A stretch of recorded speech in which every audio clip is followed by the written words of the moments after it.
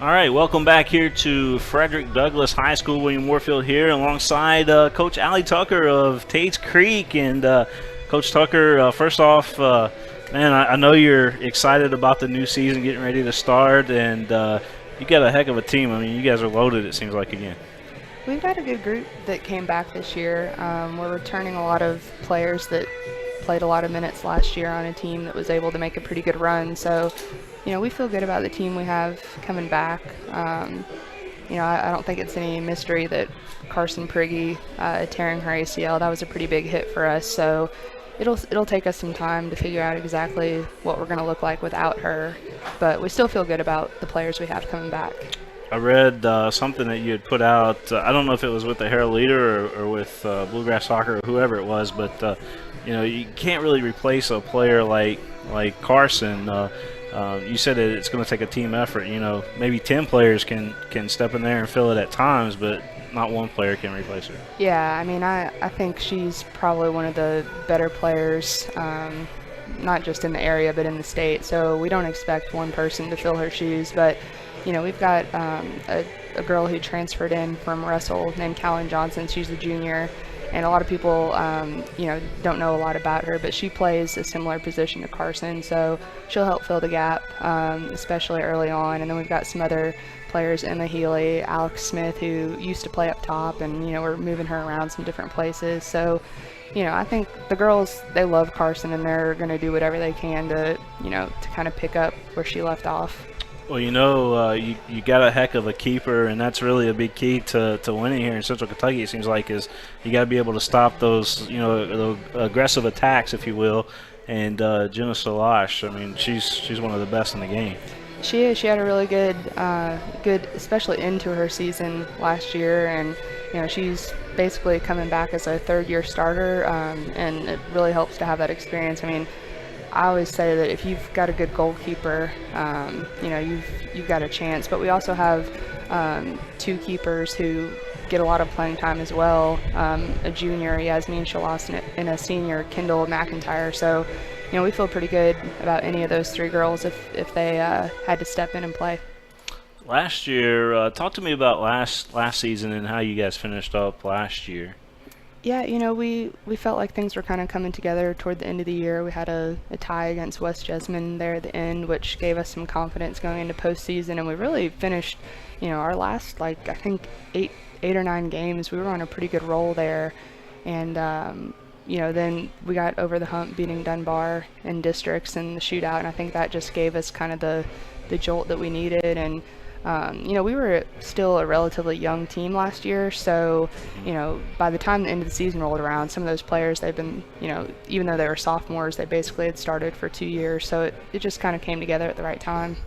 43rd district champions, like you said, and that was a heck of a game. I remember that was against Lexington Catholic. That was played at LCA, and that was one of the best games I think we had all season last year was in that district championship. And then, like you said, you get to the region, and then Lexington Catholic ends up knocking you out of the season. But you guys, like you say, you're returning a lot of players from last year's team. I mean, you got a scorer too out there that kind of reminds you, of a younger Aaron Gilliland, if you will, of who's the girl that Kennedy Trander, that played at Lexington Catholic.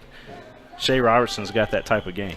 Yeah, we kind of feel like, I think I told her right before our regional championship game last year that I felt like it was time for the torch to pass from Kennedy to her, and I even think I said, Shay, if you can go out and get me 2 goals and we'll do the rest, and she did. And it got a little crazy there at the end, and still a bit heartbreaking loss, but she is she's poised to have a big year this year, and I think she'll have a little more help up top this year, so she won't have to carry as much of the weight, and hopefully that takes a little bit of attention off of her. But she's a special player for sure.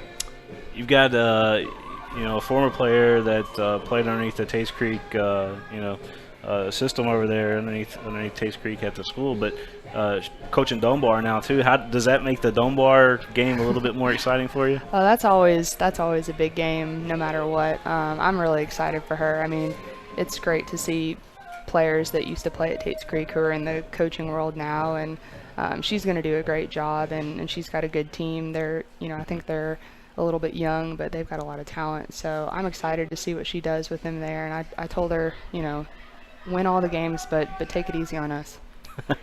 Big district rival there. That might get interesting again this year as well. But talk about your schedule, and you got a heck of a schedule again this year. You guys don't bow down to anybody. You accept all challenges, and this year's schedule is no different.